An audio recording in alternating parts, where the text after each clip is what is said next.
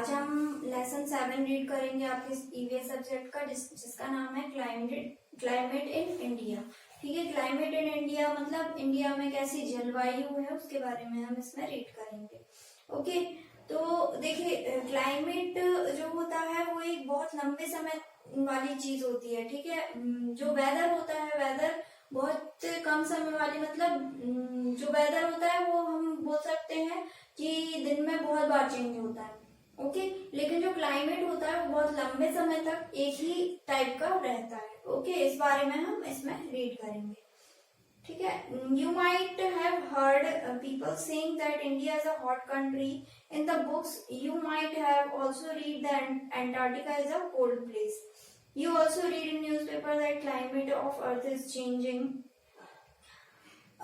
There are very high mountain ranges, low-lying plains, rocky plateaus, sandy deserts, and a long coastline. Each region has a different climate depending on its physical features such as location, distance, equator from and the sea, altitude और height, vegetation. देखिए ये सब जो होते हैं ये क्या होते हैं, फीचर्स होते हैं इसके। ठीक है, तो देखिए फीचर्स, फिजिकल फीचर्स जो होते हैं उस पर डिपेंड करता है एक जगह का क्लाइमेट। तो ये फिजिकल फीचर्स क्या है, जैसे लोकेशन है, डिस्टेंस है, सी से उस जगह का लेवल कितना है, इक्वेटर से सी का लेवल कितना है, उसके बाद हाइट कितनी है, उसके बाद वेजिटेशन कितना कैसा है वहाँ का, विंड कैसी है वहाँ की, और जो वहाँ पे रेनफॉल होती है वो कैसी है।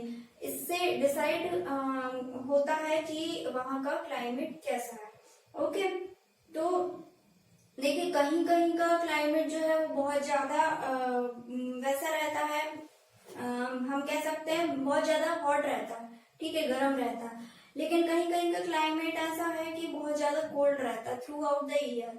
ठीक है, पूरे साल भर कहीं बारिश होती है, कहीं पूरे साल भर ड्राई रहता है, सूखा रहता है। तो इंडिया में हमारे यहाँ पे 3 सीजन्स हैं, 3 सीजन्स आर देयर। कौन कौन से हैं वो? They are winter, summer and monsoon.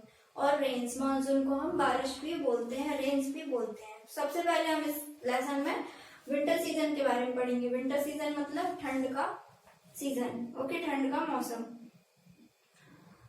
Winter जो है वो हमारे यहाँ पर दिसंबर में स्टार्ट होती है और फरवरी के लास्ट तक ये चलती है। At this time the north and the north western regions are extremely cold. जो नॉर्थ और नॉर्थ वेस्टर्न सीजन्स होते हैं हमारी कंट्री के रीजन्स होते हैं वो बहुत ज्यादा कोल्ड होते हैं। Okay, very cold winds blow across the northern plains. The desert is cold and nights and pleasant in the day. देखिए विंटर सीजन में नाइट्स जो है, रातें जो है वो बहुत लंबी होती हैं और दिन जो है वो बहुत छोटे होते हैं।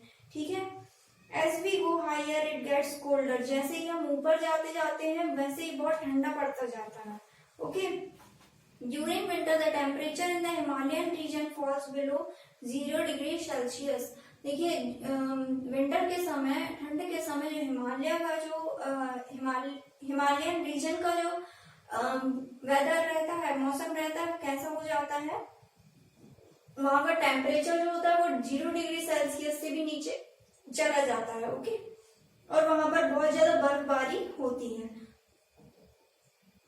The southern reason is warmer than the rest of the country at this time. जो सदर्न रीजन होता है लेकिन वो बहुत ज्यादा गर्म रहता है इस टाइम पर। Okay, there is rainfall in the southern region and the Coromandel coast.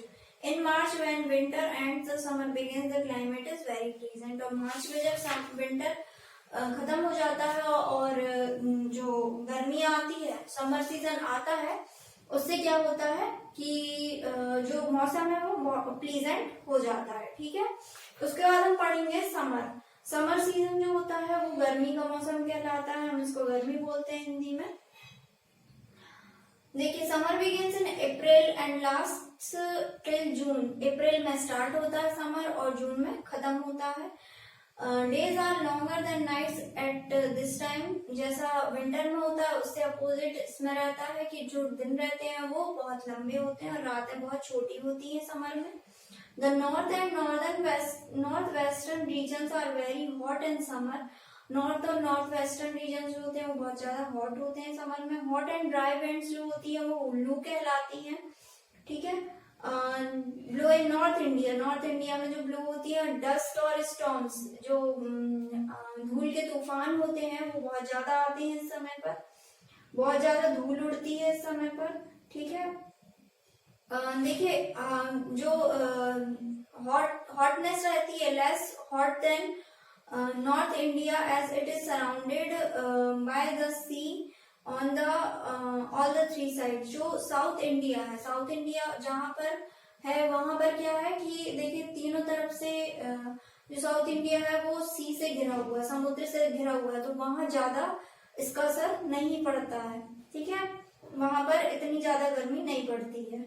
और बाकी जो कोस्टल रीजन्स है वो कूलर रहते हैं वहां पे। The sea breeze keeps these regions cool. Sea breeze जो रहती है, जो समुद्र की जो हवाएं होती हैं वो वहां के रीजन को कूल रखती हैं, ठीक है। हिल स्टेशंस जो रहते हैं वो कूल रहते हैं वहां पर, प्लीजेंट और कूल रहते हैं समर में, इसलिए गर्मी के टाइम पे लोग हिल स्टेशन जाना ज्यादा पसंद करते हैं ताकि उनको गर्मी से राहत मिल सके। ओके, अब इसके बाद देखिए the rainy season. The rainy season, the monsoon जिसको हम बोलते हैं वो कब स्टार्ट होता है, June, in the month of June में स्टार्ट होता है और सितंबर या अक्टूबर में वो खत्म होता है। During this season this monsoon winds blow from the sea towards the land.